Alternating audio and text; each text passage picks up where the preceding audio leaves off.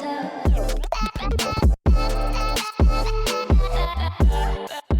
here with Chris Nong, or Dexter, who is supposedly the best ANZ IGL that's going around at the moment. I don't know if that's the case or not, but we'll definitely get into that discussion.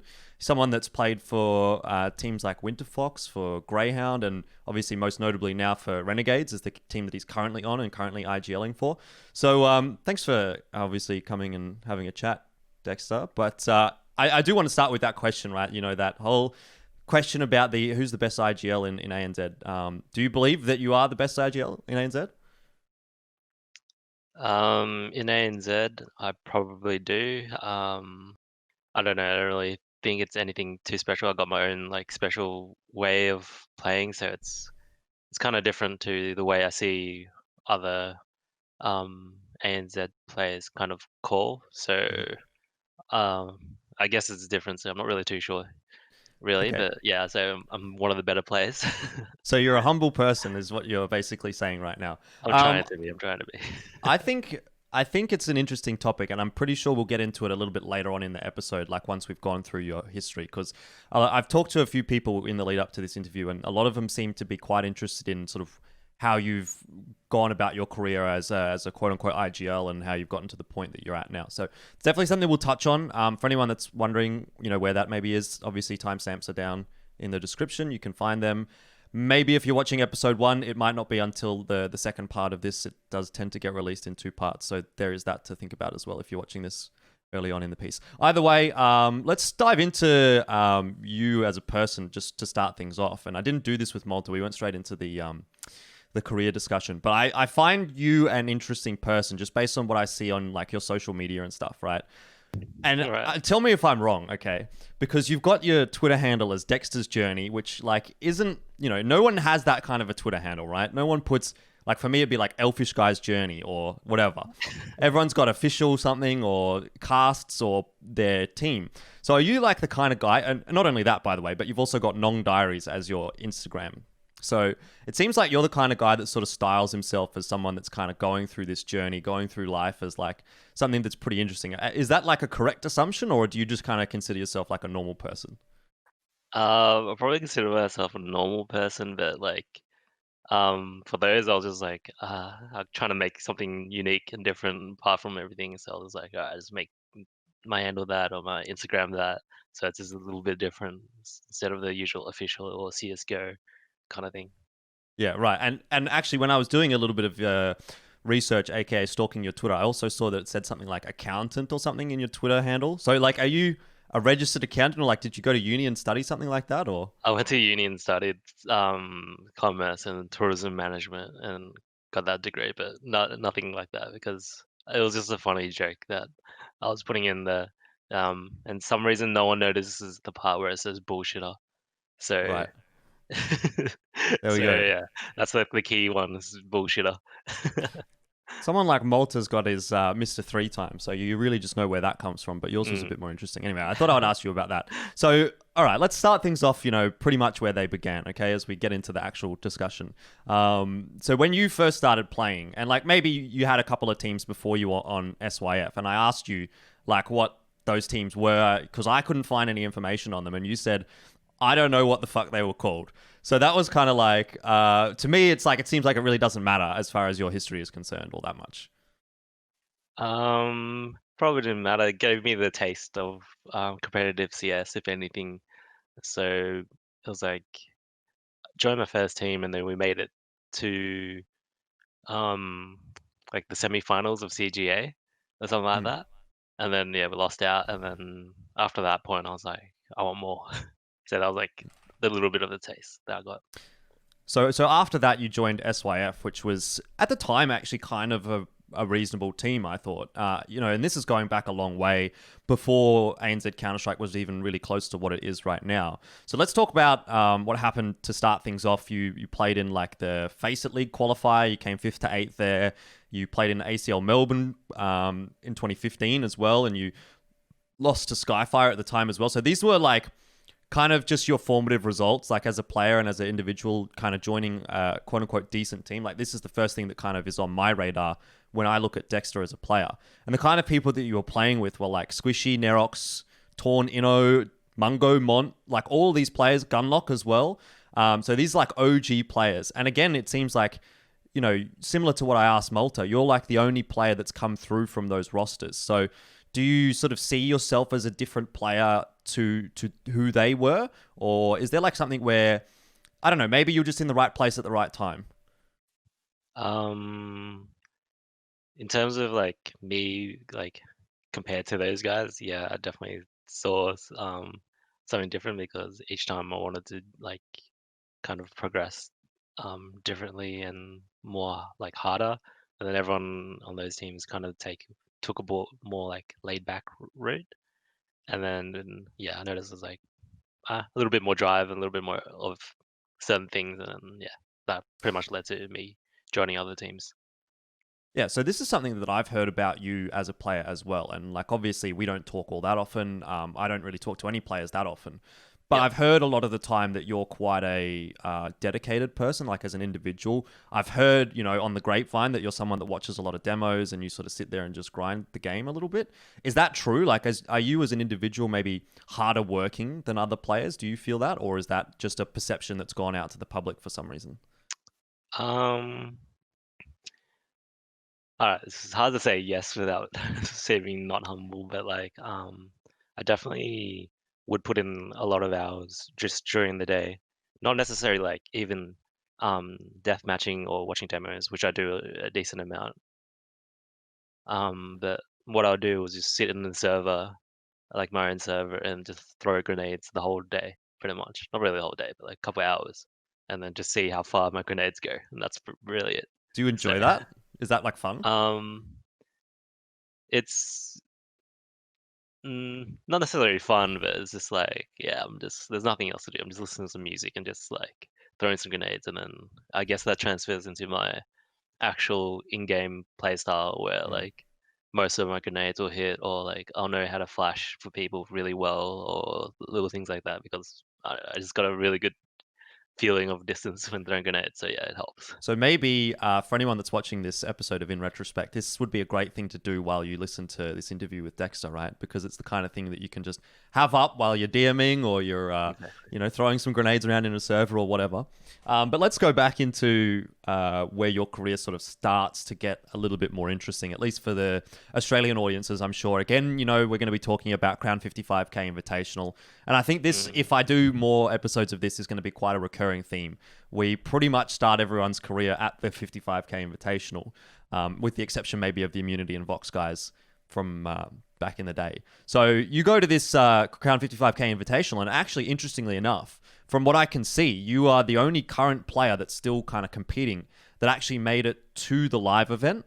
Now, you only played on the Saturday. You played in that like qualifier, the ANZ qualifier day. There was like this weird ANZ qualifier day, which has been kind of lost to time, right? And I don't think many people really remember that day because the big broadcast day was on the Sunday where Vox or Renegades and Immunity played against the VP and Cloud9 guys. Yeah. So you went there and you were playing on SYF at the time. You didn't make it out of the Australian group. You lost 2-0 to Renegades and you lost 2-0 to Chiefs. But to even make it to that point seemed like a pretty good result for a domestic team.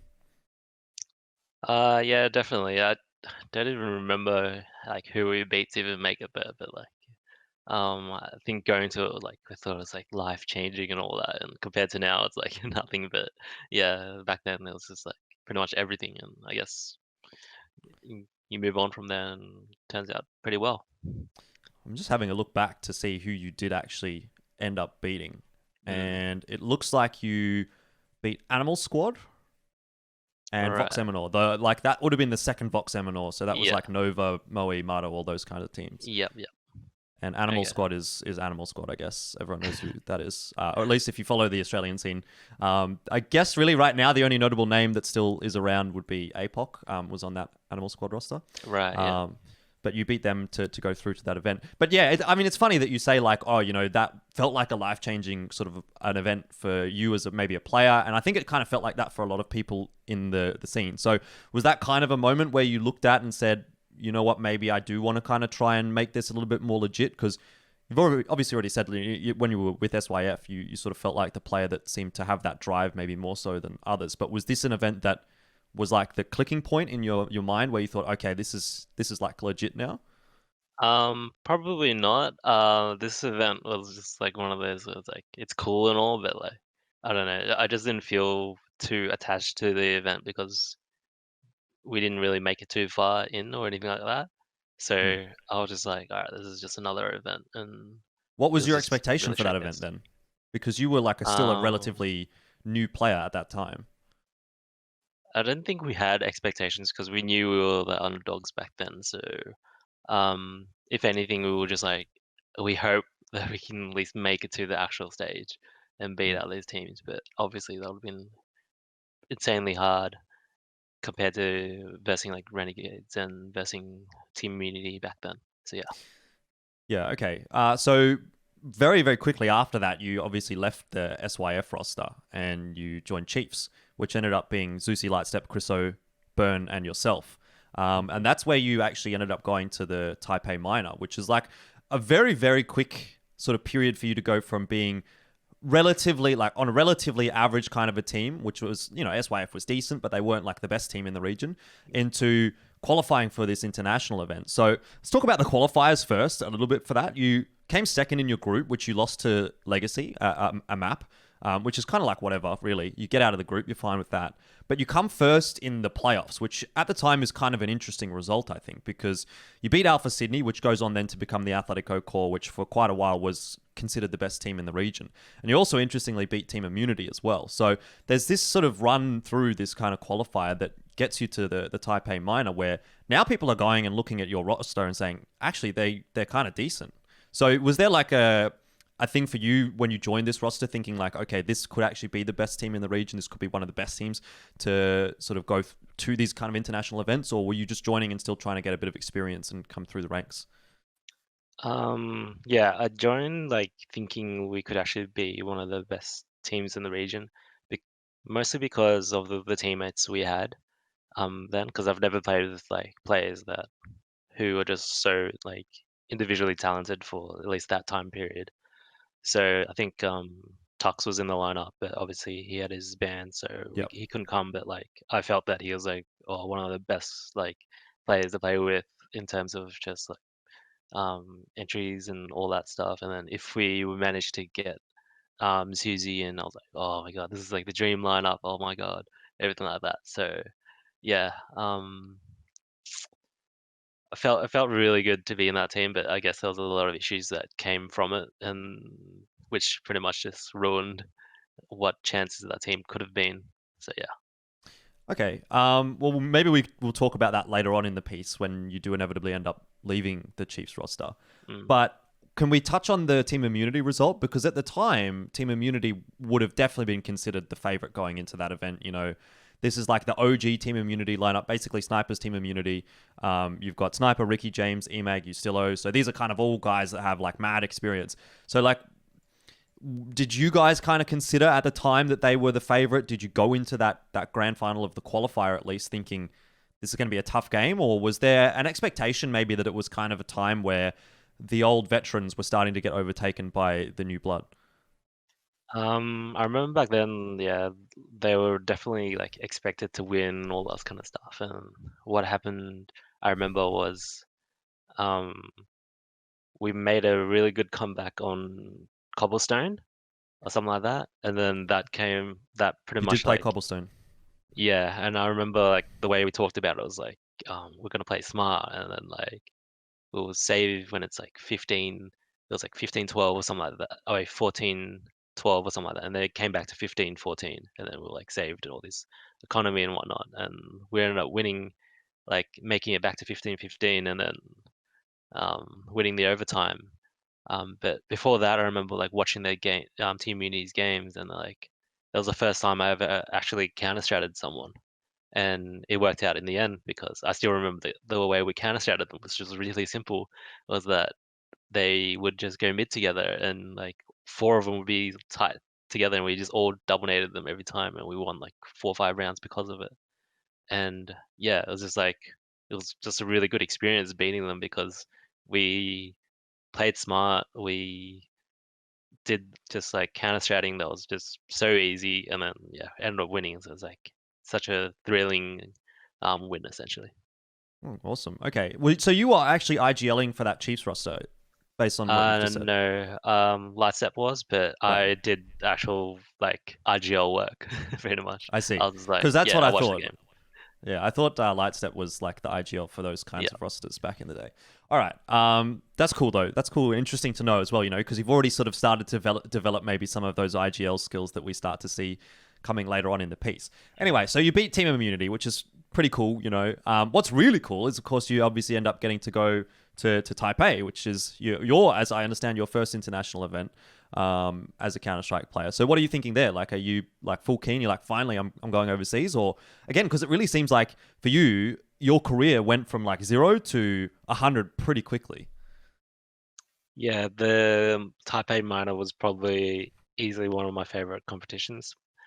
Um, like in terms of um going far in that tournament, it was okay, but I guess the whole experience of that and how the organizers like organized that tournament was like just insane. Like the after party, and they took us Mm. to like a VIP area with like a secret wall and all this kind of stuff. So like all that, like, oh, is this a lifestyle? This is everything. And then yeah, just like that's what hooked me. And I guess like just traveling around in Taipei a little bit in the city was like really nice. I was like, this is really what I want to do. And that's like probably the tournament that was like clicked in my mind. It's like I want to do this for as long as I can. Yeah, so that was kind of like, wow, I'm a CSGO professional player now. This is what it's like. Yeah, yeah. I was like just hanging around with all these cool players. Oh my God. Yeah, pretty much that. All right, let's talk about then some of the parts of that event that sort of were pretty interesting. And the first one, like before the event even starts, Tyloo gets disqualified. I don't know if you remember this. I'm sure you Yep. do because it was a big deal, right? So I think it was QZ, a player on their team that had a VAC ban, and instantly like they're out of the tournament. So what are you guys thinking when you hear that kind of news? At the time, I don't know that Tyloo was like considered the best team. Obviously Mongols went on to end up winning that event. But Tyloo should have surely been a team that you guys were kind of looking at and saying, actually, we'd rather probably not verse these guys. So when they get a VAC ban and they get disqualified from the tournament, that must have been pretty big news for you as a team. Yeah, I remember everyone saw them as one of the better teams. It was definitely like I think Renegades, Tyler, then Mongols, and then whoever else after that. I can't remember. But yeah, when Tyler was like out, everyone was like pretty much cheering because they were in our group. I'm pretty sure. And I think there was only the other Chinese team that was there, which was Cyberzen like was the team that was in your Cyberzen, group, yeah, and yeah. Tyloo was actually in the Tyler's other in group. it. So everyone Yeah. was happy because they didn't need to verse Renegades, obviously. Oh, right, yeah, yeah, yeah. And yeah, pretty much just felt weird, I guess, that we just got a free ride almost into that in terms of who we're versing.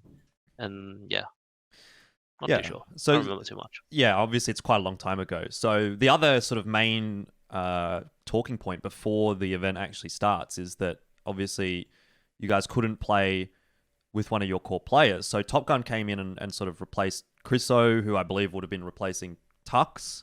So it's sort of a whole weird situation, but you had Top Gun playing there.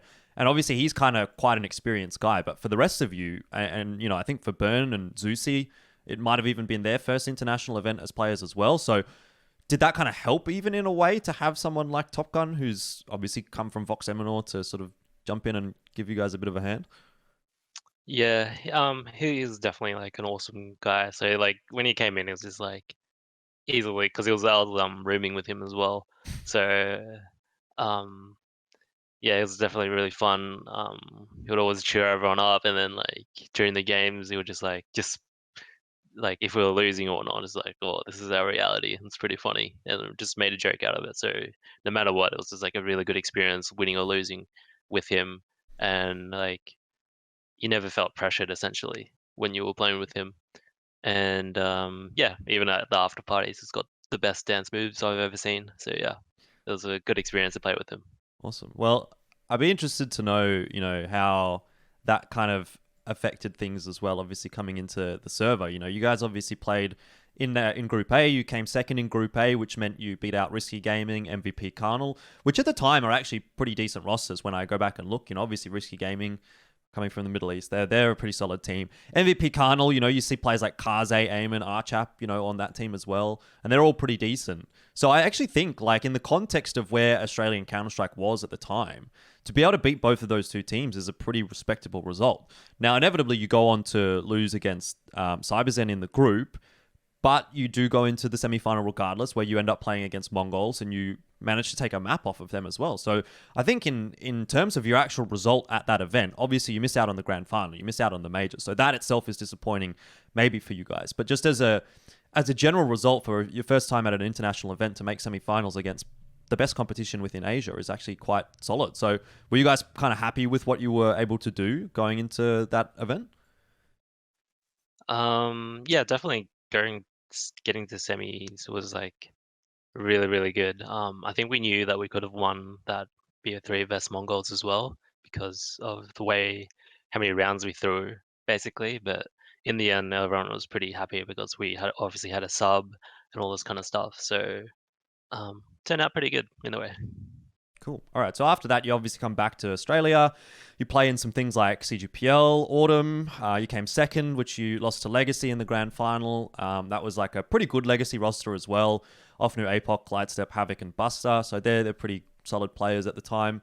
Overall, I don't think there's too much to really talk about there, particularly in depth, because very quickly after that is when you sort of left the Chiefs roster and you went over to Winterfox. So I kind of want to know, when was the time that this Winterfox roster started getting kind of put together? Like, when did you find out that Winterfox was actually happening? Because you ended up playing in the season 1 of ANZ Champs and you came in and managed to make it to the season finals. But that was with Chiefs, by the way.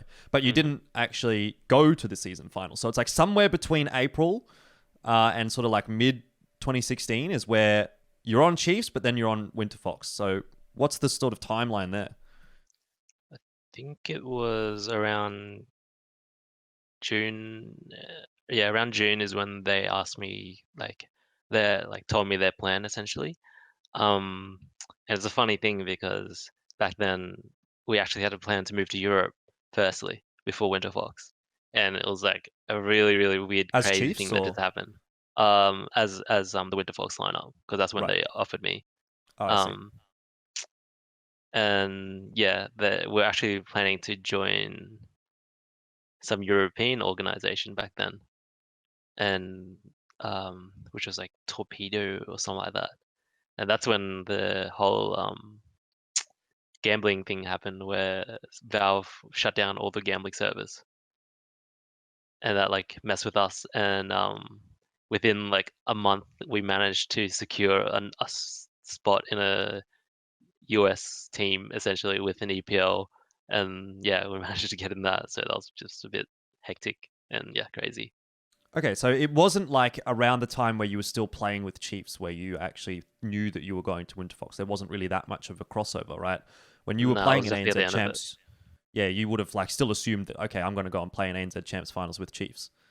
Yeah, just towards the end of it, pretty much is what I remember. Because from what I remember, that first season of ANZ Champs had like this weird format where you played like weekly, and if you won the Right. week, you qualified for the final, I think. And I'm pretty sure Chiefs would have won like one of the earlier qualifiers and didn't need to play in the later ones. So maybe you like won in week 1 or 2, and then by week 4 or 5, like things had changed, and you obviously went to Winterfox. But I think exactly. there's not too much need to necessarily touch on that sort of time period. I think what is really interesting for people is probably this whole Winterfox discussion. So, oh man, where do you really start with Winterfox, right? This was obviously supposed to be an Australian super team from the outset, right? So were you like, because, okay, don't take this personally, or don't take this the wrong way, but it seems strange that you as an individual were chosen to go onto this roster when you were, because even still, like in mid sort of late 2016, you're only about a year or a year and a half into your career when there's players like EMAG, there's players like Ofnu and APOC, or maybe Ofnu wasn't around as long as well as APOC and EMAG, but these guys certainly around a long time. You got that old immunity core. So there's a lot of players that have a lot more experience than you and that have been around a lot more.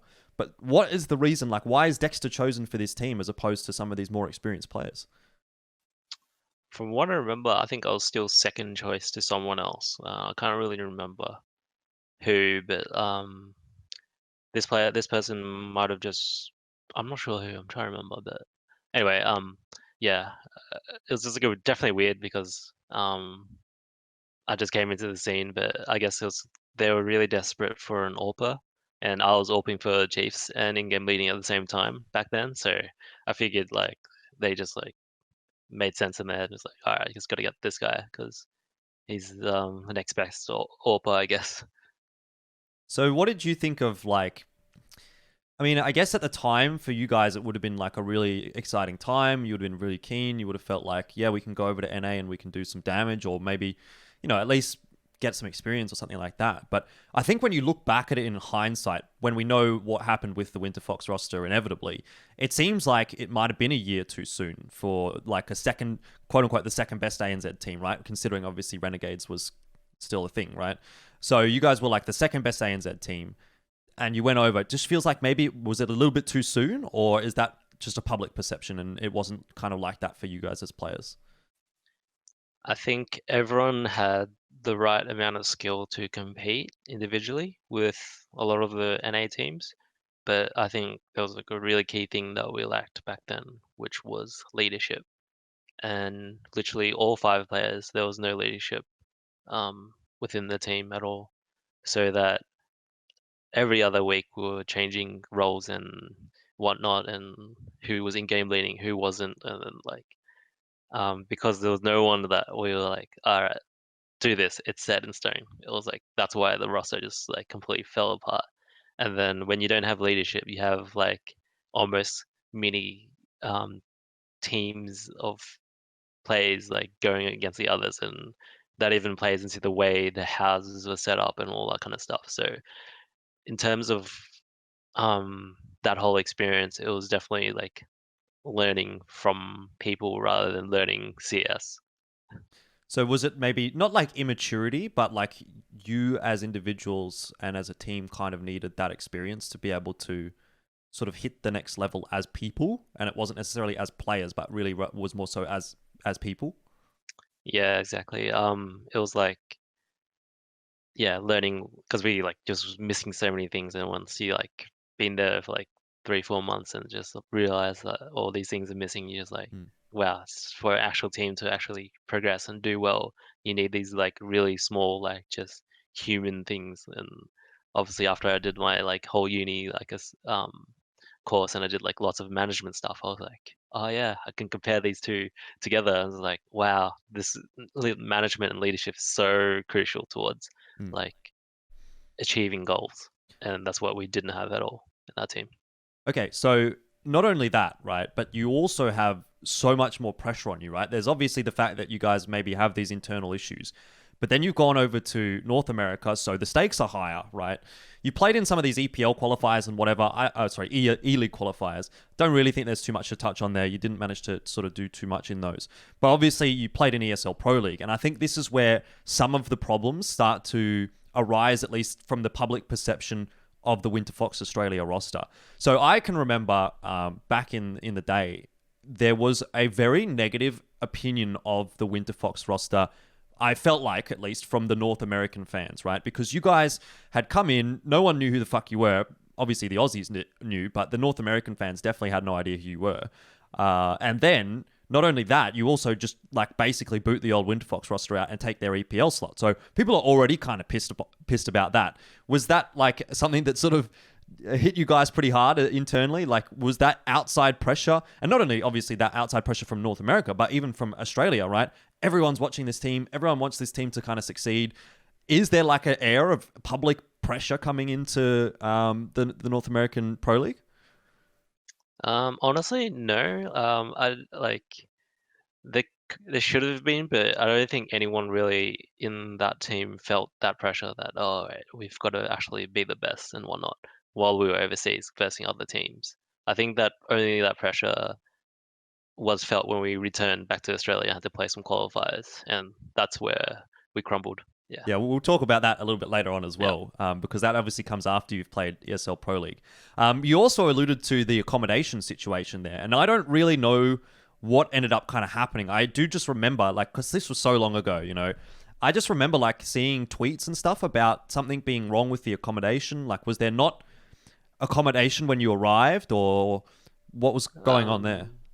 I think there was, but basically the way it was set up was it was me, Emag, and Brian, the owner of Winterfox, in one house, and the other three in the other house. And instantly, it was pretty stupid. Was that because Brian, the owner, was in this house, it's obviously going to be nicer, and it's in a much better location. It's like right next to shops, it's right next to food, it's right next to cafes, it's right next to the train station that we had to take in nearly every day. And then the other guys like had to do at least a 1 kilometer walk every time to get food, to get train station, and plus their house didn't have aircon. It was like, I don't know, it was like a meth house, it looked like, So pretty it much. So it yeah. kind of makes like two camps within the roster, right? You got Yeah. Zusi, Ofnu, and APOC who are like hating life, and you and EMAG are kind of just cruising along pretty happy. And Yeah. that's obviously, is that what's kind of causing some of these internal issues? I don't think anyone like had any like jealousy or anything like that towards each other because of the housing situation, but I think it was mostly um despised towards the owner, if anything, Mm-hmm. because he really, obviously didn't really care for anyone else if he did this and then all this kind of stuff. So yeah, it definitely separated the way a house and team should work essentially, and yeah. Yeah. So that's really weird though, like that it's two houses. Was it like two, like maybe 2 or 3 bedroom kind of places, not like one big mega house, what you normally see these days? Yeah, it was two like apartments basically. Mm-hmm. Um, yeah, just two, 3 bedroom apartments. And yeah, just one was like, to put in the scale, like imagine one was at least, I don't know, $600 paid per week, and the other one would have been like 350 Right. for the same thing. So that's how bad the difference would have been. Well, that's some context that I didn't really know about. So I think that's kind of cool, interesting to kind of consider. Anyway, so we haven't even talked about any of the results that you guys had, apart from maybe briefly touching on the E-League quals, which you didn't manage to qualify for. But ESL Pro League Season 4. So you obviously take the previous Winterfox slot. You're that AU team that everyone's sort of hating on.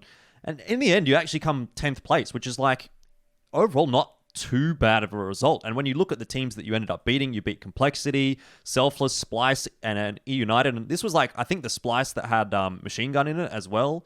So it wasn't like you guys lost to like even the weakest teams, right, in the region.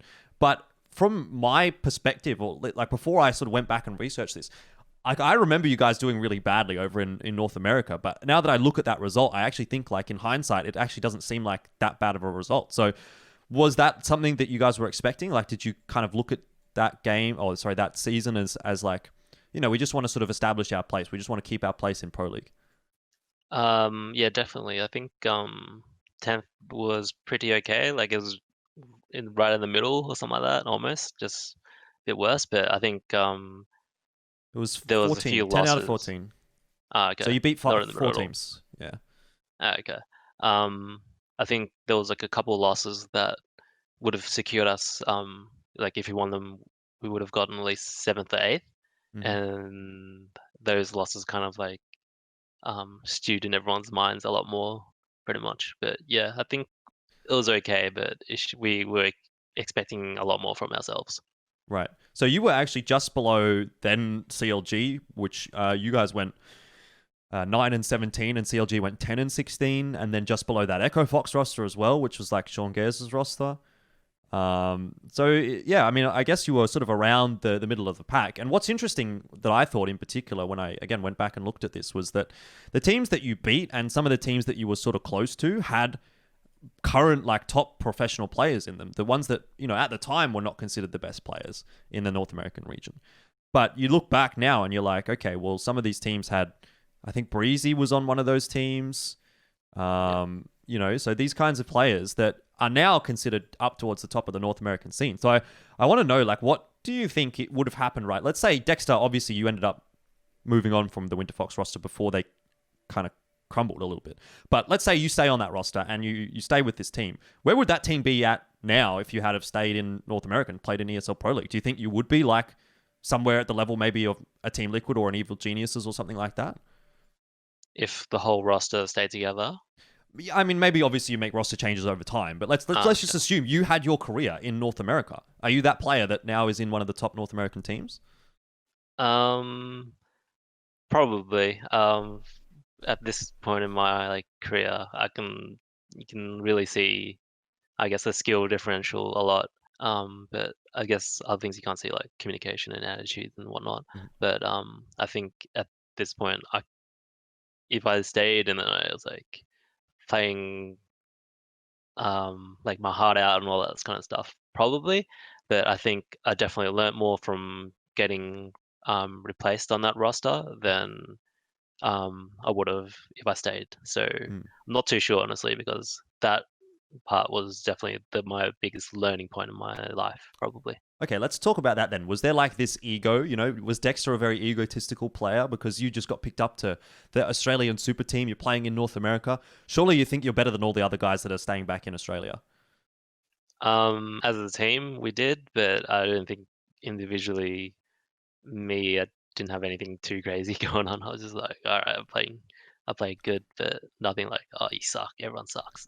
Okay, so you play your season of Pro League or whatever, and you come back to Australia, and you've already sort of mentioned this is where things get a bit interesting maybe for the roster. So you've had all of these problems prior, and then you come back and you play the Dreamhack Las Vegas qualifiers, and again, you are the best team. You should be winning this tournament, but you end up losing to Chiefs. You got through to the grand final of the qualifier, but you lost to Chiefs, and they were even playing with a couple of subs at the time. I think they had Iron and SK instead of it would have been Tux and maybe Pex or Tux and Ins, whoever it was. I think it was Tux and Ins that got replaced by Iron and SK. Doesn't really matter too much. You lost to Chiefs, who had 2 roster changes. So this seems like a result where Winterfox, as you guys as a team, are not going to be very happy with that. Yeah, I think at the end of the whole season, there's like a whole tension stewing in the air already about the team within ourselves. So when we were coming into that results tournament, because of the results, the way we dealt with things, just even the house, maybe not really, not too much of the house, but like just small little things basically, and the separation, I guess that's a better way to put it, the separation of two sides of the team being put against each other essentially.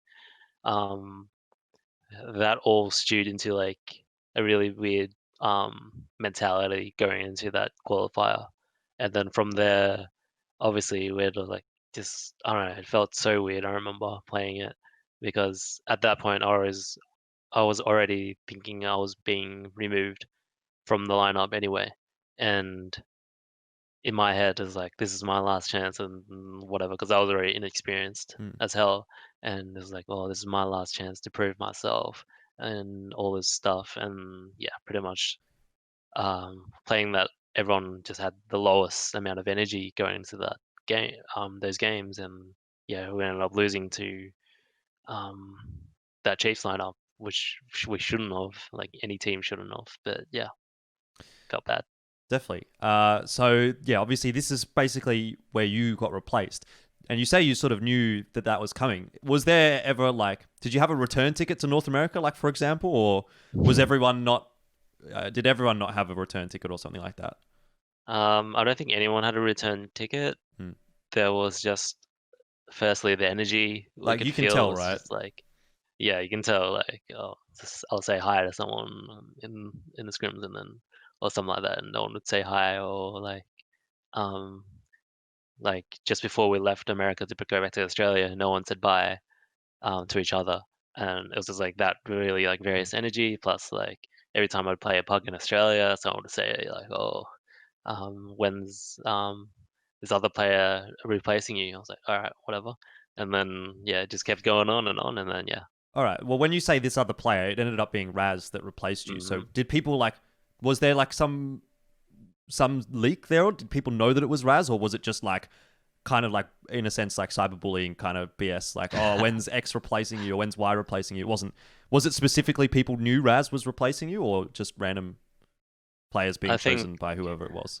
I think some specific players within the scene definitely knew, like Right. Lightstep knew. So before each game or whatever, he would say, or not each game, but like some games or whenever I had interaction with him, he'd say that to me or say that to us. I remember we played at a scrim before the qualifiers, and then he'll be like, "Oh yeah, when's Dexter getting replaced?" in the all chat and all this kind of Mm. stuff. And yeah, So seems like people knew before you knew. Like well, you I sort of definitely knew, but I knew, was but you weren't suspecting it. told. But yeah, yeah, Okay. basically. All right. Well, that's obviously awkward. Just to be playing in a environment like that, I imagine. What do you think of that in hindsight? You know, because like I'll give you my opinion. It seems like a dumb decision to replace you with Raz in hindsight, right? At the Mm, time, I think I probably would have said, you know what? I think Raz is probably a better, more solid AWPer than Dexter. He's got a bit more experience. And if you remember at the time, that was when Raz was like literally popping the fuck off in Parallax. Like yeah. he was insane. So it seemed like a great idea at the time. In hindsight, you're probably the best player in the country, or at least people say that at the moment. And Raz obviously not playing anymore. So in hindsight, it seems like a dumb idea. But what did you think of it at the time? What do you think of it now? At the time, I definitely knew I wasn't a strong AWPer. I definitely knew I was a much stronger lurker and rifler. And it pretty much showed in a lot of my games where I'd have to pick up a rifle randomly, and then I'd clutch a 1v3 or 1v2 instantly and whatever. Um, and I guess when the whole team crumbled as well, everyone was kind of like individually like kind of saying sorry to me almost. They're saying like, "Oh, we should have removed this player instead because we knew you were a much better rifler." Because pretty much I was the new guy. Everyone's experienced. Everyone's got their um, links in the team, like, and like you can't kick this player because he's best friends with the boss almost and whatever. So it's like I'm the next player that we have to make a decision, and then yeah, that's just happened. I knew I was still much better than a lot of the other players, but yeah. Okay, so this is a question that I haven't written down. This is one that I've just come up with as we've been Mm. talking. And you can say no if you don't want to answer this. But would you ever want to play with any of these players again? Because you haven't actually gone and played with any of those guys since that Winterfox roster. So what if someone comes around and says, we're going to make Winterfox 2? Like, okay, let's say Renegades, for example. Obviously, you're going to say no. Let's say Renegades doesn't exist. Let's say you're teamless right now, and Winterfox comes and says you want to make Winterfox 2. You can have a spot in North America Pro League. Would you do it again Um, with probably those not. players? Probably not. Okay. Um, I think they have their own team culture style, and I have my own idea of team culture, and I don't think that would match. Hmm. Um, they're definitely better and changed people and whatever, but yeah, just the whole team culture wouldn't have worked out. And yeah. Do you think maybe one of the issues was that you're all kind of strong personalities? Like, I don't know most of these guys like super individually as people, but I see you as a strong personality. EMAG obviously ended up going on to lead the order roster for quite a while. APOC definitely, an in-game leader-esque kind of a player sometimes, and he's, I think, a big personality in some of the teams that he's in. So is that part of the issue? Or was it, I mean? Um, I'm not too sure here because the thing we lacked was like leadership in that team. So I feel like if anything, no one had enough of the right qualities to lead a team, if anything. But I'm not too sure about personalities. Okay. Yeah, that's a weird one because I don't know. Everyone had a different personality that didn't match with anyone else's. So some people would match together, like definitely Mm-hmm. APOC and Ofnu. They've been good mates forever, like forever. Mm-hmm. But like for example, it wouldn't match with my personality and whatnot, which is fine. But yeah, it's just which yeah, the whole experience. That's what I learned from basically. Just like you need people to match with you in terms of personality to make a team work. Which is interesting as well, but given what ended up happening with you joining Grayhound and that being very much like a kind of best mates kind of culture or whatever what ended up being, Yeah. at least from your perspective.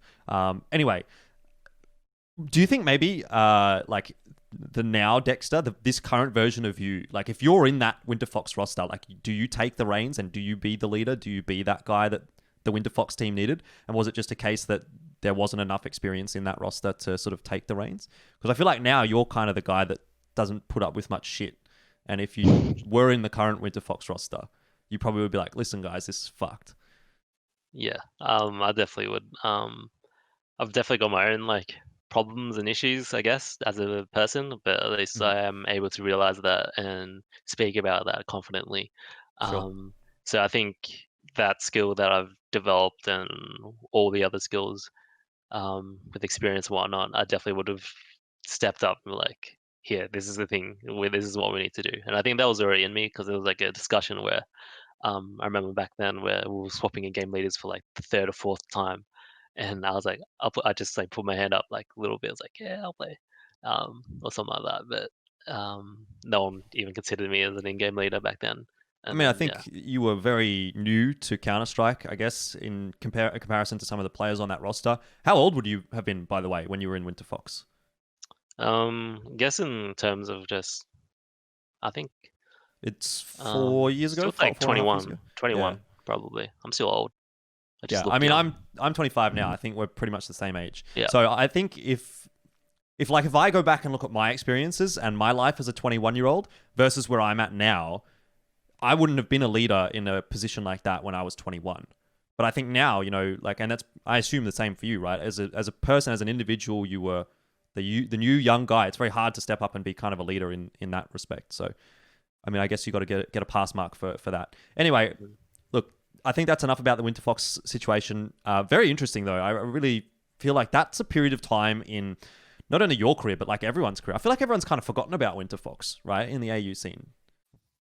Yeah, definitely. I'm not. I don't really care. So I'm like, all right, You want to that's good.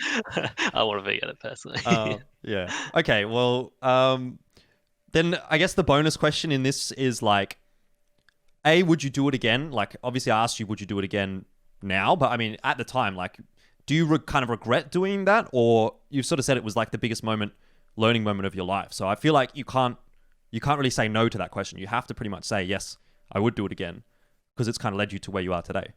If I was back then Yeah. with no idea, yeah, definitely would. Because yeah, things I learned was pretty useful in terms of Mm-hmm. what I had planned for my future. Okay, so let's talk about the future then, or now it's the past, but it's the future at least as Yeah. far as we're concerned right now in this journey through your career. So you come back to Australia, you play in this Dreamhack qualifier, and then you get replaced by Raz. And so at this time, you're kind of like teamless, really. You sort of float around a few teams, it feels like, for a little while, which is really interesting, right? Because once you come into this Tainted Minds roster, things get maybe a bit better. And for anyone that doesn't know, the Tainted Minds roster was like the Atletico roster. So you kind of missed that whole period actually in ANZ Counter-Strike where Atletico was like the best team in the region, Yeah. because you were over in North America. So was it kind of like a situation where you came back and were you a hot commodity when you got replaced from Winterfox? Like, was there a lot of teams that were looking to pick you up? Definitely Tainted Minds would that like instantly message me. Um, but I don't really remember like any other teams that were there, like anything too great. So I think it was just Tainted Minds just definitely wanted me straight away. So I knew Mhm. I was like already like wanted at the very least. So I was happy. Yeah. So at the time, yeah, like you come into Tainted Minds, and Tainted Minds was probably still, I mean, arguably still the best team in the region. They obviously got eclipsed by Chiefs after that relatively quickly. So, yeah, you come back, you get that offer. What do you consider Tainted Minds as? Like, were they a team where when you come in, you're like, okay, I want to actually play with this team. I want this to be a thing long term, or was it kind of a stepping stone sort of a team where you're like, well, I just need a team to join while I come back and sort of find my feet in the AU scene, and then I'll move on to whatever I actually want to be doing? Or yeah, did you consider them like a long term prospect? I definitely did consider them like a long-term prospect. Um, I think that team was definitely one of the like kind of also good mates kind of team as well. Mhm. Everyone was extremely nice. Everyone was extremely cool. Everyone was like had things to do outside of life and which made them better and whatnot. So it was like coming into that, I was like, oh yeah, everyone's awesome. Church, for example, we'll go out to festivals and listen to the same music I do. And then Liaz is just awesome. He's like nice guy and just like we match personalities like really well. and then like Infrequent and Sonic, and yeah, Stu was just like awesome, super nice. Um, just like gets stuff done for us, and then yeah, it's awesome experience. But what I didn't realize coming into that team was at least there was a few small internal issues, and yeah, that kind of like ruined the whole momentum that we should have had. Hmm. Definitely. And obviously, speaking of momentum, you went into the IEM Sydney qualifier, and you were favourites going into that. At least from my position as a caster, I was, I think, sort of telling the story that Tainted Minds should win that, and then Chiefs go on and win the upper bracket final, which was against Tainted Minds, and then you obviously end up losing in the grand final to them as well. So that's kind of like a bit of a blow, right? You obviously come into this roster, you expect to be potentially, probably the best team in the region, and then instantly you've lost to Chiefs again, and you're back to sort of maybe playing second fiddle to another team. So is that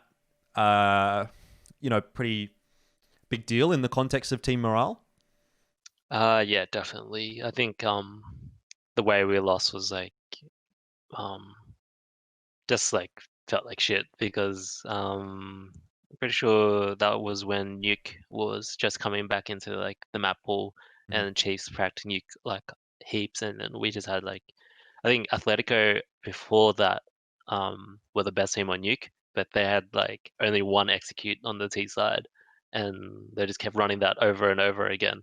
But then Chiefs found out it's like that's the only thing they have, and then basically from then on, we just got smashed on Nuke, and yeah, it just felt bad. And I remember even Tux just at 15-5 or something like that, just pausing and then just letting that sink in. So it was like, yeah, The just BM pause. yeah, the BM pause. It's pretty funny, but yeah. All right. So I guess the rest of the time that you actually ended up spending with Tainted Minds wasn't like there isn't really anything that special that happened for Tainted Minds, because we know inevitably that team ended up sort of falling apart a little bit. You played in Zen League, but you actually ended up coming fourth place in the round robin, which had Chiefs, Darkside, and Immunity, which obviously ended up going on to be some of the best teams in the region after that fact. So I guess this is a bit of a loaded question, but do you regret joining that team, or are you kind of just happy that that period of your life actually happened and it moved on to better things? Definitely happy. I think the people I met there was definitely a good experience. Like Church, Stu, and Liaz, they were like all awesome people. Mm. Even Jesse, Frequent. I don't even know what he's doing these days, but yeah. Yeah, I think meeting those people like always nice. And it was just like a generally nice experience. It Mm. didn't feel like there was anything bad or anything like that. It was just like just something that had to happen, I Shit guess. happens, I guess, Yeah, right? When you're in that team, you like the guys, but the results aren't really there. yeah. Um, One more point to the Tainted Minds era, but I saw in an interview Wizard, when he left the roster, sort of said that part of the reason that he didn't stay, or I guess I don't know whether it was you being replacing him or him leaving, whatever the case was. When he departed the roster, there was an interview that he put out with someone, and it sort of alluded to the fact that he didn't want to move into a gaming house. Was there ever a discussion about a Tainted Minds gaming house at the time? Yeah, definitely. I remember this. um, yeah, the house. Everyone was planning to move into like the TM house, but I think what Was happened that the LOL was house or like the low TM uh house? what basically happened was we were trying to find a house to rent from, and then obviously a lot of renters won't really want five guys moving into a house, Yep. right? So that's never gonna work.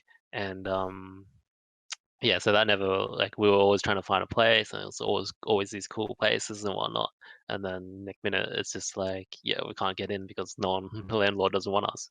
And then the next option is to move into the lull house, and then um, pretty much that's when the whole TM thing spiraled out of control. And we saw the house for the first time. It was just yeah, not a good experience. So we that just got cancelled. Well, there's maybe a bit of a tangent then, right? Because I obviously have a degree of interest in League of Legends. I actually started casting in LoL, and I Mm. kind of kept up with that news. So was the team house as bad as like it was said to be? I'm sure you saw the drama, right?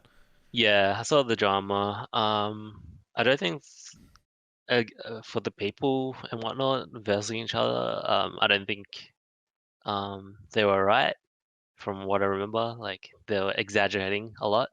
Mm. Um, So yeah, but from in terms of the house perspective, it was a piece of shit. Okay. Basically, we got there because that's where we stayed for IEM Sydney 2017, just to we were doing some promotional work and whatnot, Hmm. and yeah, the whole house is essentially fucking full of dust everywhere. And once you're like walking, and like as you're walking through the house, your shoes would actually pick up like balls of dust. It was because it was just the most gross home I've ever lived in.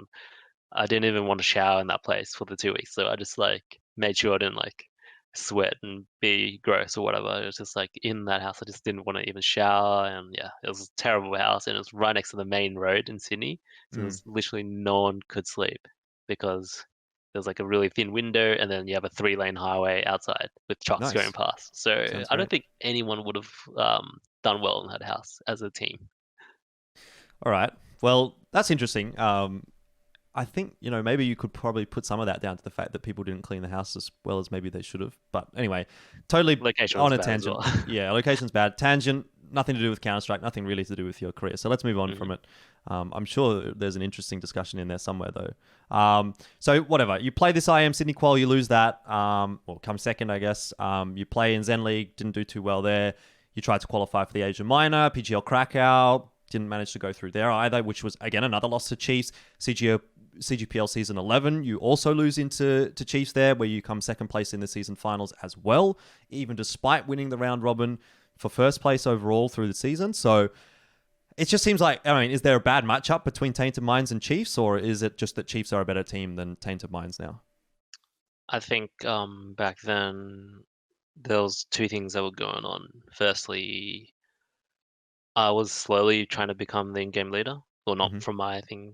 I think Stu wanted me to become the in-game leader, and I was trying to incorporate way too much, way too fast, and then that kind of burnt everyone out. I'm pretty sure. And then the next thing was our map pool was extremely bad. So pretty much the only maps that we could be good on was like the puggy maps, like Cation, Mirage, for example. And then what Chiefs had was they were extremely good at the non-buggy maps as well. Mm. So in the end, it always came down to like I don't know, like Train, Cache, and Inferno, for example, as the three maps or whatever, and they always had a lead in those things. So their map pool was just way much, uh, a lot better than us. Sure. Okay, so then Tainted Minds ends up dying, and you move on. And when I said earlier that you joined a couple of weird teams after you came back from Winterfox, that wasn't actually the case. You went straight into Tainted Minds, as far as I understand, at least. This is the part though where you're like in those weird kind of floater teams. You're in Anonymous, which was like Sniper, Destiny, Nick as Iron, and yourself. Actually, doesn't look like a terrible roster, and I think you guys did okay in ANZ Champ Season 4 from memory. But this wasn't a period of your career, I'm sure, that you sort of were not so much not enjoying, but like it was not something that you wanted to stick around in for a long time, right? This was like more of a filler team, I'd imagine. Yeah, I think it was just we were just feeling. I don't think that was gonna be anything. I didn't. I just didn't remember that. But yeah, I remember now that you brought it up. Mm, Yeah, we that was just like a team that was just playing for the sake of playing. That was it, just for really. fun. Yeah. There was like I saw as well somewhere where it said like you filled in for Funky Monkeys at some point as well. Is that Yeah. true?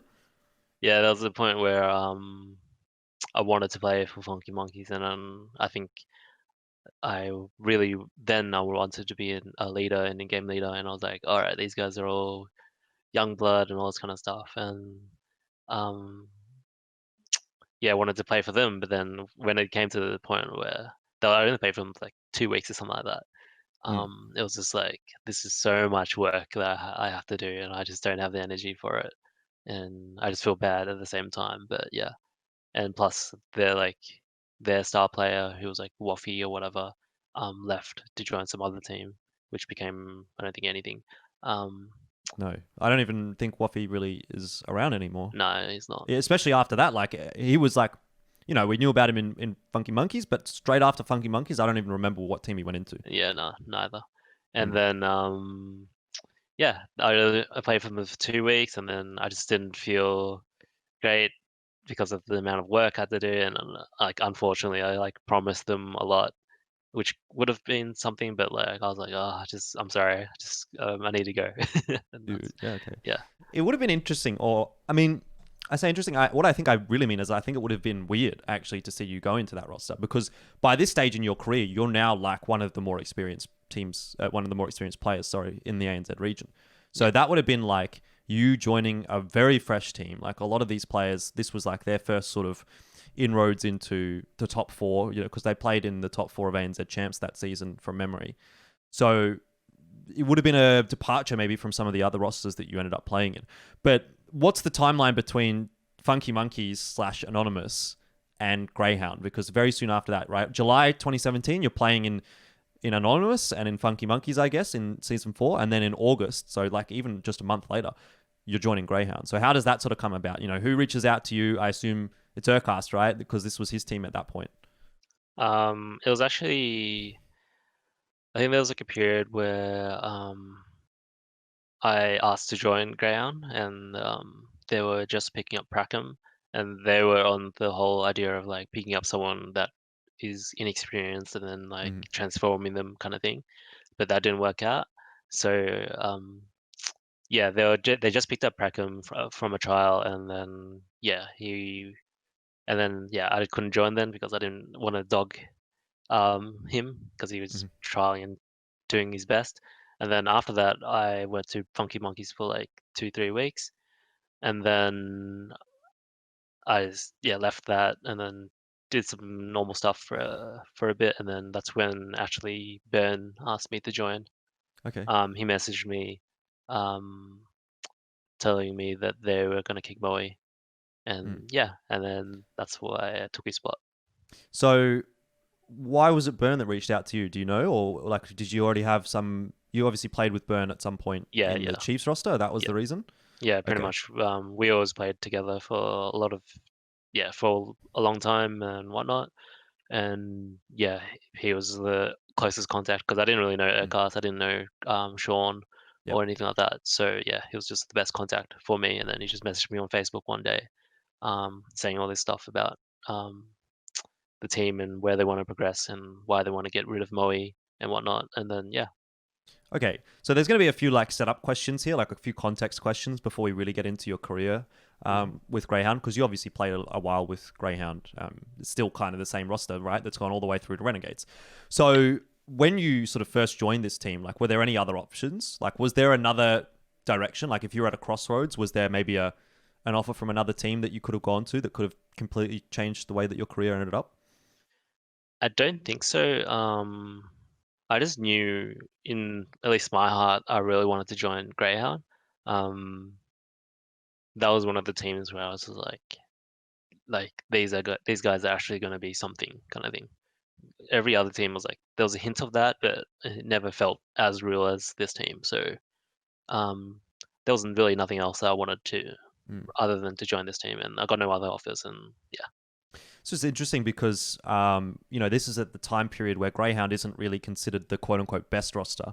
In fact, I don't really think that there is a best roster at that time. It's really like a top 3 or top 4 discussion because Kings had just formed and you obviously had the Greyhound and you still had that Chiefs roster as well, which was still kind of, I guess, probably at the time still the top dog. But once Kings comes in and once you join Greyhound, things start to become a little bit more of a question. And I remember this was the time where obviously after Sonic had left Tainted Minds as well, he actually ended up starting casting a little bit with us. And we were casting like one of the Zen League events or something like that. And I remember him saying like next year that Greyhound roster is going to be the best team in the region. That was before you joined. I remember him saying that, and it's always sort of struck with me because that's exactly what ended up happening.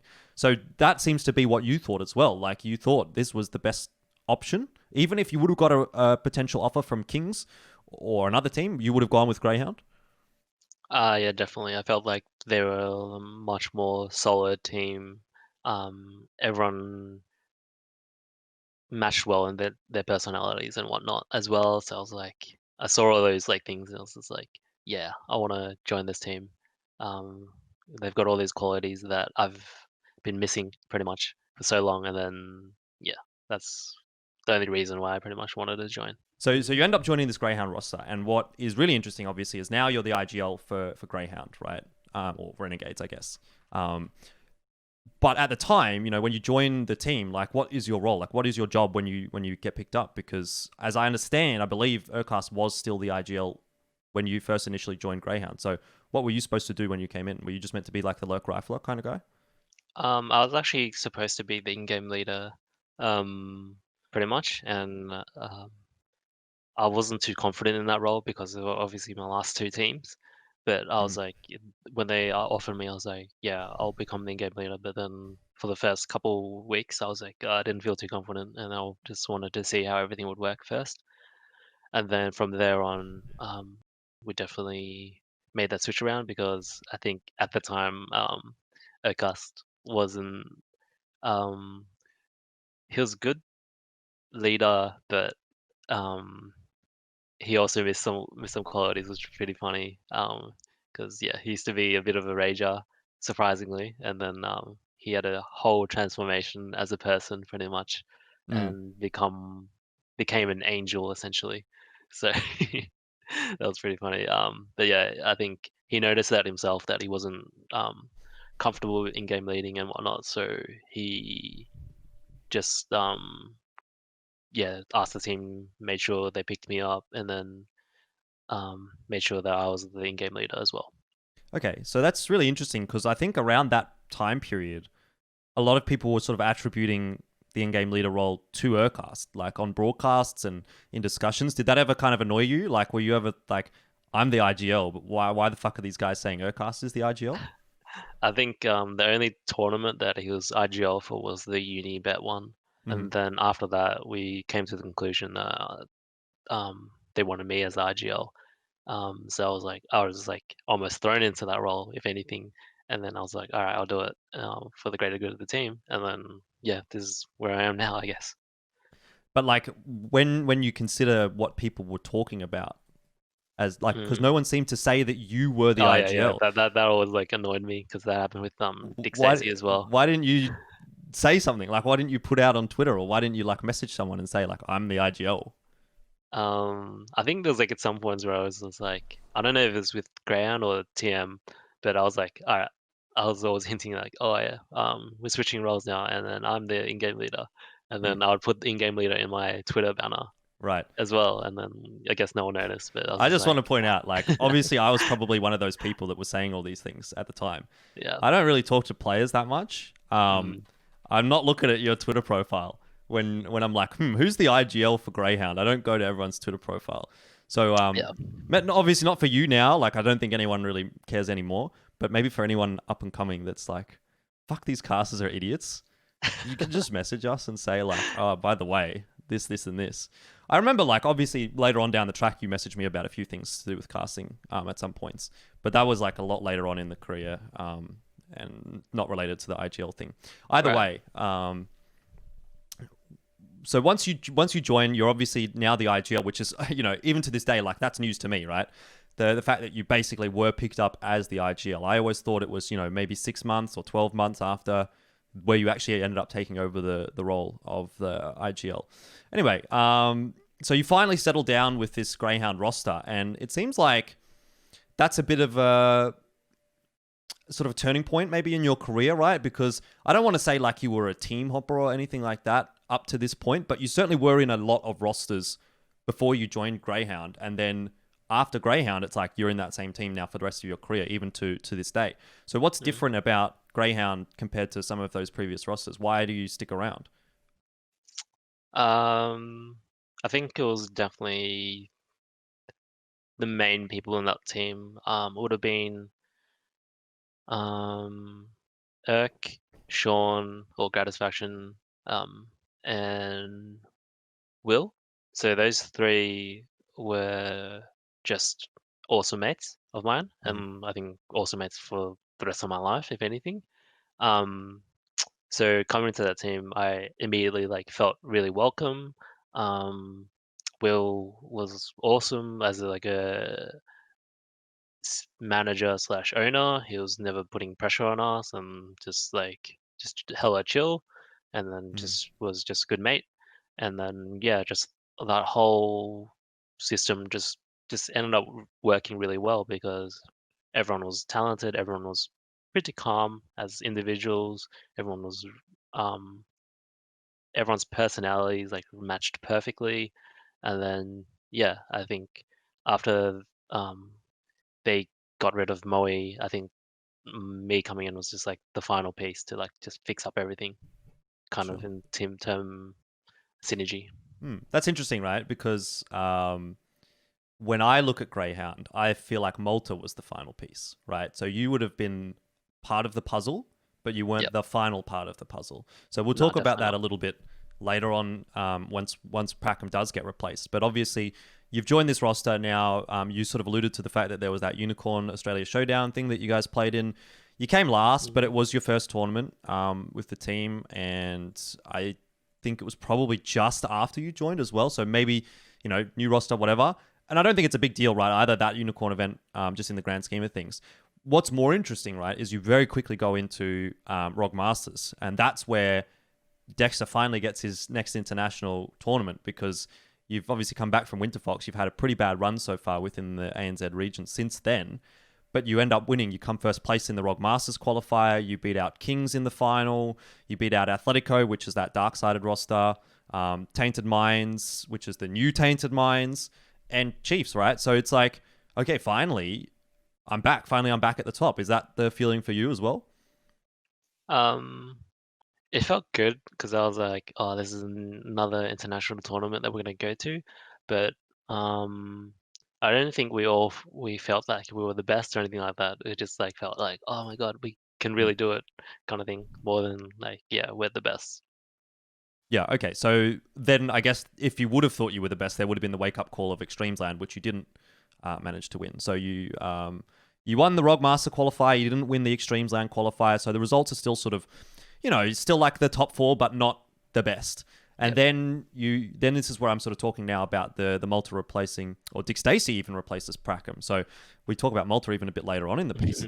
So I've got my timelines all muddled up. So Yep. Dickstacy comes into the roster. Now, you talked about before you joined, Prakm was in the team being picked up as kind of a newer face. And I can remember at the time, like everyone was like, why is Prakm getting picked up into this Greyhound roster, And it's not like necessarily a slight against him as a person or anything like that, but it's the same thing as what, for example, when you joined Winterfox, where there seemed like better options on the table. So do you want to maybe talk about why Prakm was replaced by Dickstacy to start with, and then we'll talk about why Dickstacy was the person that was picked up?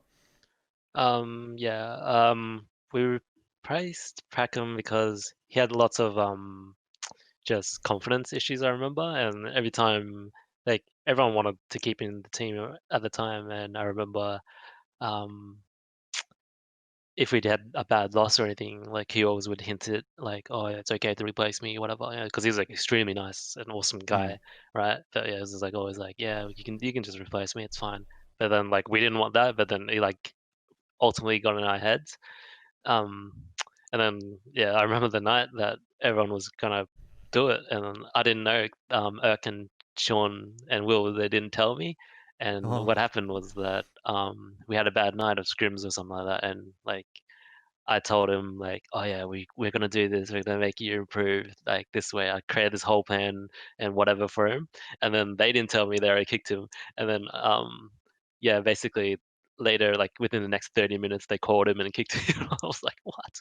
And I felt so bad because I was the in-game leader at the time. So like, is like that weird for you, right? Like, as the in-game leader, surely you should know if someone's getting replaced yeah, on your team. yeah, I guess so. I guess But when it you, comes to now, when we're talking like professional oh CS yeah, and whatnot, yeah, definitely.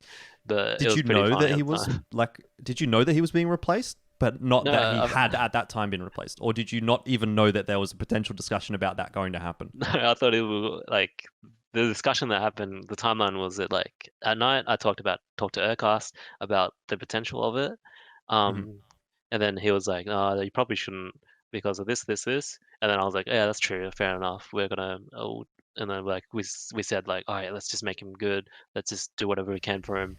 And then I sent him that message, and then like made sure everything was good, and then um what happened next was I went to bed, and then the next morning I found out they kicked it as a Oh three, wow. and then I was like, "Oh my God, I feel so bad because I just gave him all this hope and then just like snatched it away from him." Do you still talk to Prakm, or like have you? got any contact with him still? Because he doesn't play Counter-Strike anymore, I don't think. Nah, At he's least not professionally. no, he's just working full time now. Don't really talk to him too much, but he's that kind of guy where you could just like meet up with him in another 10 years and just like things would just click and it would be chill and yeah, everything would be just good. He's just an awesome person.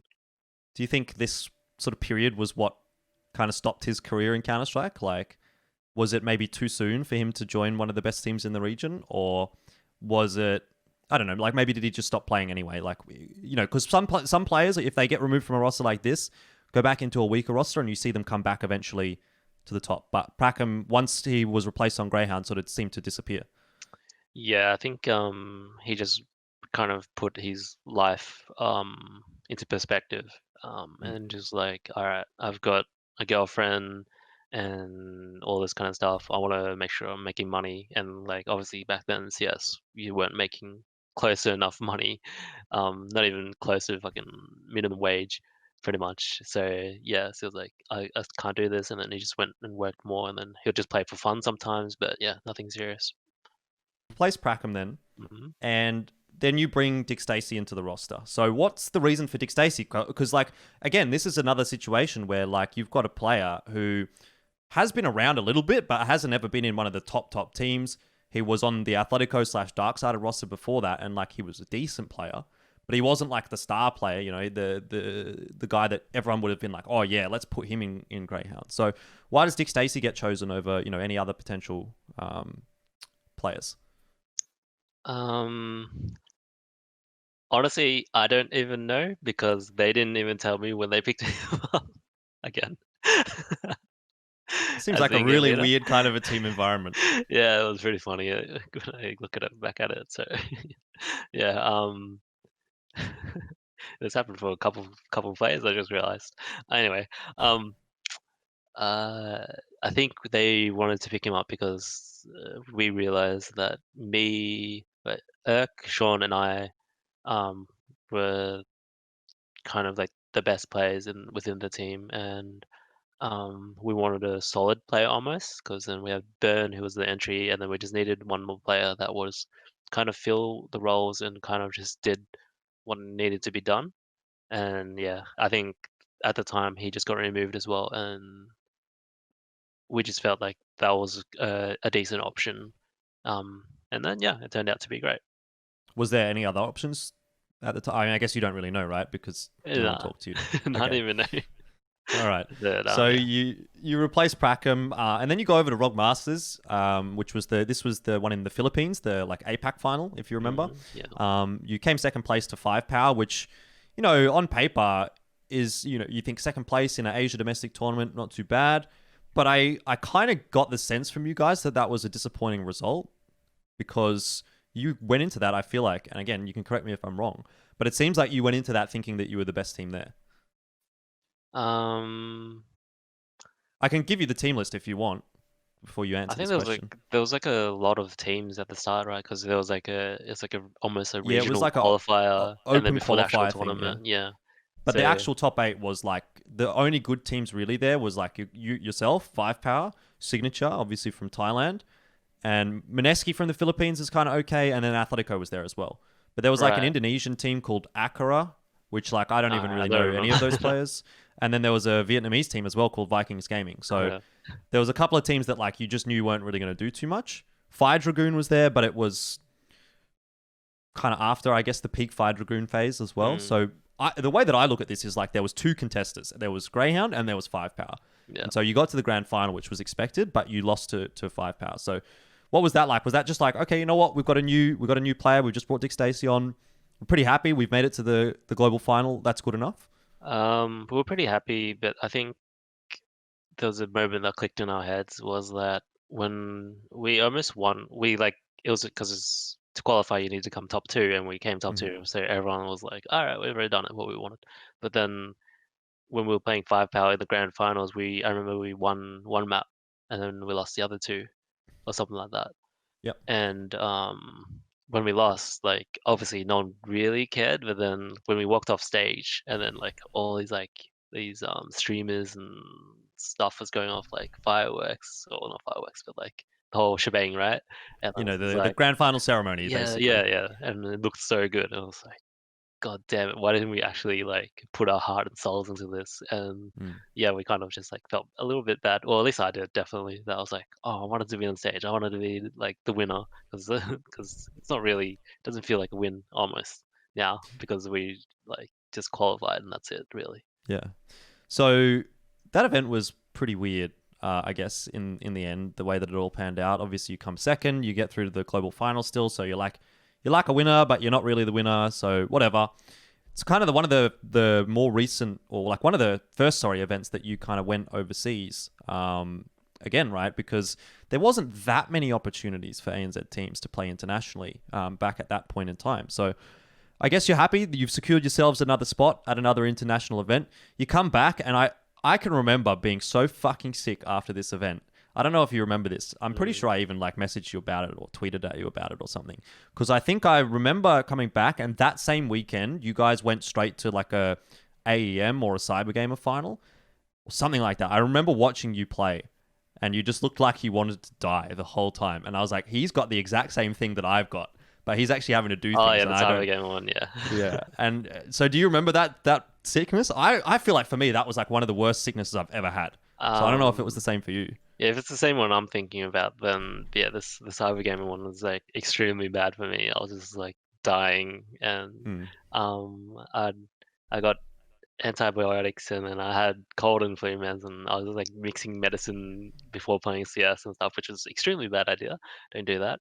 Um, but yeah, I was just like, I remember we had to wake up because some reason they start the games at like 9 o'clock or something insanely early, and it was in the middle of winter. And then I had to get up and then like just take all these medicines, and then like I'd be like just so tired and just whatever, and then to have to play the worst environment possible, pretty much. And yeah, I remember that. That was just terrible.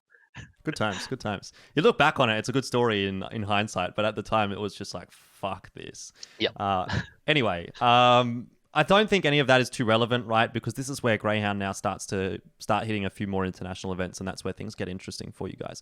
So we'll skip from like October to December. We'll skip all those sort of domestic tournaments and go straight into the ROG Masters Global Finals for 2017, which is, you qualified through APAC, you came second, and so you're second seed into your group out of APAC, or I mean, the second seed out of APAC, which means you get into this pretty difficult looking group with Tyloo and Vega Squadron. But I don't know what happens at this event, but you guys look like pretty sick, right? You won the group. Again, it was like a weird best of two format, but you won essentially 4 maps against Tyloo and Vega Squadron, two per team. So things are looking fantastic, right? After the group stages, you've just added Dickstacy. You come into this event and you're beating Tyloo, which is definitely one of the best teams in Asia now, and Vega Squadron, which is not a bad team at all. So what are you guys thinking going into this global final? Going into it, I was like, oh my god, we can at least like definitely come second because I think the other top team there was Gambit, and um, we were like, oh my god, we weren't expecting any of it, and then we just like ended up winning, and then we ended up like having fun with it, and then just enjoying the whole experience pretty much. And from what I remember, I think beating Vega Squadron was like a huge thing because they were Mm-hmm. like the really like this, almost like the second best Russian team at the time, or CIS team after Navi, pretty much, and that along with Gambit. But yeah, pretty much beating them was like, oh my god, like this is awesome, and we can actually almost win this whole tournament, if anything. Yeah. And then things go wrong, right? And then you go into the semi-finals and you play against Tyloo. So things are looking great for Grayhound going into that match. And I think from memory, you even win map 1. Mm. Yeah, you do. You win map 1, 16-12. I think I was casting this from memory. I was at the event. I can't remember if I casted that game. But I at least remember watching it, and I was like, oh, Greyhound's actually going to do it. They're actually going to make the grand final. We all knew that whoever made the grand final was probably going to get fucked by Gambit, but like, who cares? You would have made the grand final of ROG Masters. And then things start to just slip away. So what happens in this game against Tyloo where you go into Cobblestone, it's a 16-14 as the second map. You almost even win the second map. So what's happening in Greyhound? You've just beaten them 2-0 in the group stage. Why are you losing them to them now in the playoffs? I think in terms of what I remember, because obviously the crowd was Malaysian, Chinese, or whatever, and they were cheering for Tyloo. So there's like a lot of issues. Not really issues, but like times where the crowd would be cheering information versus us. So, for example, and it's not really a bad thing, but like we didn't really use the information either because we lacked that stage experience. Mm. So there's a lot of situations where people were um, sitting the bomb, for example, and then the whole 10 seconds and the crowd was just going crazy, and then you just like lose because of it, or vice versa. Like the crowd would be silent when someone was when Tyloo was sitting in the bomb, and then you just wouldn't know, and then yeah, just like all these things, and we lost a lot of rounds off that, and that just felt like crap. And yeah, we just didn't really ever feel there would be a crowd that'd be against us so much in that situation, and I guess that kind of affected us. Was it like a hugely disappointing result? Because I imagine, you're on this sort of high after winning the group stage, and then it's straight back down to reality. Yeah, I remember we having like a 2 day break or something like that, or at least. And there was like one night where we went out just having like a dinner and light drinks. And then everyone was like, "Oh yeah, we can do it. Let's just make sure we win this, because then we'll pay off Eric's uni or something like that if we at least come second or even first." And everyone's just hyping it up. But then yeah, I guess losing was just felt like a bit crap. But I think everyone was still at the very least satisfied that we made it that far, if anything. So everyone had a Yeah. positive mindset. Okay, cool. So you come back from that, and then it's sort of Christmas time over 2017, 2018. So obviously there's a bit of a break. We go into early 2018 now, where obviously IEM Katowice is always one of the first events of the year, and you fail to qualify for this. So this is still a period where Grayhound is probably not considered the best team, but they 2018. are up there. Oh, Katowice. Early Oh, yeah. 2018. Right. Early Yep, 2018. yep. We're getting to that. You're just True. trying to defend yourself, aren't you? You're like, wait, what do you mean? We were the best team in 2018. Not yet. Yeah, yeah, that's true. Not when you come third place in the Katowice qualifier. So was this like a kind of a bit of a wake up call? Because you've just come back from ROG Masters, you're feeling like, you know what, maybe we are the best team, and then you come back to ANZ and you're still sort of not quite getting through all these international qualifiers. Yeah, I think coming back to that qualifier where everyone was just a bit rusty and whatnot, and we just definitely just Mm. sucked really bad, and then we felt almost a little bit of pressure, if anything. And then yeah, I remember I think we lost to Kings, was it? Yeah, they were order at the time, but yeah. Order, yeah, yeah. Yeah, we lost the order. Even remember like certain rounds even that we lost, which was like really bad. And then yeah, it felt pretty bad in general. But I think the good thing about losing was that team was always positive most of the time. So yeah. Okay, so that I've written down is actually like pretty much the last significant international qualifier that your roster did end up Mm, missing out on. So once you've done that, from here on out, it's now pretty much where you're the best team in ANZ. Obviously not right after that event, but pretty soon after, and we'll talk about it when we talk about Malta. But before you get into that, and there was this thing that happened in April 2018. I messaged you on Twitter about this when I was researching. You didn't even reply to it, so I'm quite interested to know what your response is to this. This ESEA season 2017. It's 27, not 2017. mm, ESEA season 27. And I know this is only one map, and you're going to say, like, whatever, it's one map, it's ESEA, it doesn't really matter. But you drop a 2.72 rating against a team called Lucky 7, which is Panic, Inject, Animus, Chriso, and Zeph. 38 and 15 in 22 rounds and 181 ADR, which is like pretty ludicrous numbers, right? Because when I research for one of these interviews, I look at your whole HLTV match history and I look for like any sort of anomalies, any like really outstanding scores or really awful scores where you're like, maybe 0.5 or whatever. And when I see a 2.72 rating on someone's match history, I'm like, I got to have a look and see what this map is about. So what do you remember this game? Like, yeah. does it even register? What is going on in this game? Why have you got a 2.72 rating in this particular map? From what I remember, it was on Inferno, we were playing CT Yeah. side, and a lot of the time it was just like funny. I was just getting like maybe 2 kills or 3 kills at the start, and then halfway through there was a couple of rounds where I got an ace in one round with an ump, like against Pistol Armor, and then the next round I almost got another ace, and like 2 more rounds, like another like 2 rounds after that where I was just almost getting aces, and I was just like, all right, this is just one of those insane games, I guess. It's just one where you And yeah, can't do anything wrong, it seems like.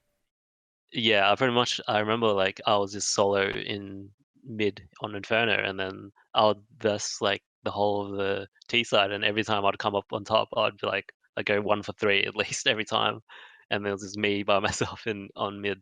So yeah, I just remember just having just probably one of the better games. So, I mean, I don't want to use this particular game as necessarily an example of what I'm about to ask you, although I think it kind of falls into that category. But it seems like you're a bit of a noob basher, right? And don't take this the wrong way in that you can only bash noobs, because I think you're Yeah. fantastic against good opponents as well. But what I've noticed from your games is that when you play against at least players or maybe teams that you perceive as a weaker team or are generally perceived as a weaker team, you seem to be able to just roll over them really, really well. Like if I go back and look at your match history, there are players that when they play weaker teams, they do fine, they go sort of even, you get an easy win. But you as an individual specifically seem to drop pretty insane numbers against weaker teams. So what do you think the reason for that is? I think the easiest one is just I don't have to call as Right. much. Because I feel like even now, like I feel like I'm still kind of locked in terms of talent per se. Mhm. I don't know, I don't want to say it to sound like too egotistical, but essentially like calling does take a massive effect on your individual skill. And if you don't have a good start in whatever situation, whatever map, you'll most likely just have an average Mhm. game. So with these like noob games, I literally would just be like, all right, default, and for 15 rounds on T side, and then I'd get to actually do my own thing and start playing the way I want to play and be aggressive and whatnot. And I think that's what's attributes to those score lines and whatnot, because yeah, I You get get to to actually play. play and Mm. not have to think, and then actually become the player that I think I am Okay. pretty much. That's something that I think we'll also talk about when we get into the random questions, because I do want to talk about, how IGLing and stuff has sort of impacted your career. But there's nowhere really like as part of your career to sort of tie it right into that discussion. So it's at the end for anyone that's Yep. interested, which I think is quite an interesting topic anyway. So once we move on from that ESEA Season 27 game, you go into the CSGO Asia Summit, which is actually an international event, I believe. And you lost to MVP PK 2-0 in the grand final, which is like now, Grayhound in the past have had these rivalries with domestic ANZ teams. Feels like this is kind of the start of the rivalry with the Asian teams, and with MVP PK in particular being a team that you sort of went hand in hand with in your rise within the Asian region. So this is the last event that you actually played with Burn as well. And I don't think it's like necessarily a bad result, like losing to MVP PK is, at the time they were a pretty good team, and they were probably still considered one of the best in Asia back then. You also outplaced Tai Lu, which was the Bentet Excurate Tai Lu. Might have been quite early on in the career of that though. And Boot Dreamscape. So overall, second place in this tournament, pretty decent. Not amazing, but pretty decent. But I want to know, like, what was the team like at that point in time? Because, that was in April in 2018. And then in April 2018 is when Malta replaced Burn. So did you guys know that Burn was being replaced at that time? Did he know that he was being replaced at that time? So what was going on at that event? I'm pretty sure there was like a lot of just small things that just ticked people off. In terms of playing with Burn at the time. I think he's definitely changed as a player, but I remember I didn't even know again, where there was like a night where we went out drinking, and then I came back. Oh, I went to bed after that, and then the next morning, Irk and Will messaged me, and they're saying they had a present for me, and then I didn't even know, and then it came down and it's like, oh yeah, we got to keep Burn, and I was like, oh my god, I didn't. This is like the third time where I didn't even know as a game leader that we were replacing a player, and then I was like, all right, whatever, just do it if it makes you happy, and then yeah, we messaged Malta after that, and then yeah, we just got him in the lineup, and that's what I Mm. remember. So, yeah, it's just another one of those situations where you're not aware of a roster change. I'm really struggling to see the sense in this. I mean, I don't want to, like, obviously I don't want you to speak for Will or Urk or anything like that. I hope one day to do one of these with Urkast as well, by the way. Mm. So I'll get his opinion on this. But how is it possible that they can make a roster change without talking to you first? Or obviously they're not making the roster change, but how can they talk about it without having you be part of that discussion? Were you just not like a figurehead within that team at that point? I think within my personal mentality, I was like, I just never really wanted to kick anyone in Yeah. general. It's not like I don't want to kick them. It's just like I just know personally it's going to be a lot of work for me. So I was just like, I'd rather improve this player Okay. than get a new player. And that was just like my mentality at the time. And then I don't think I've actually ever had a say most of the time in actually kicking too many players. Um, it's always been my teammates, and then obviously. Um, yeah, like since it's my teammates, it's like you want to make sure the team environment's good. So I always agree with that kind of Mhm. thing. But yeah, I don't really mind it, but I think because it's obviously the team showing displeasure with the player, so it's not like they're going behind my back or they don't trust me, or whatever. It's just yeah, Mm. I just understand that feeling. Might be a good thing, I think, in the long term, actually, when I sort of think about it now a little bit more, because there's this whole discussion right now about should the team, as in the players, be the ones making the roster moves, or should the organization be the one making the roster move? More traditionally, what you would associate with like sporting culture, right? Where a player is picked up and they're on the team, and it's like up to then the team to figure out how to make it work. So maybe in the long term, if that ends up being something that happens in Counter-Strike, you're kind of already used to it, You're the guy that gets the pieces of the puzzle, and you just have to make sure you know how to put them together. I don't know. Anyway, that's something that we'll maybe do in a discussion we have in 5 years' time. If you're still playing Counter-Strike, we'll come back to Yeah, this moment and hopefully. talk about it.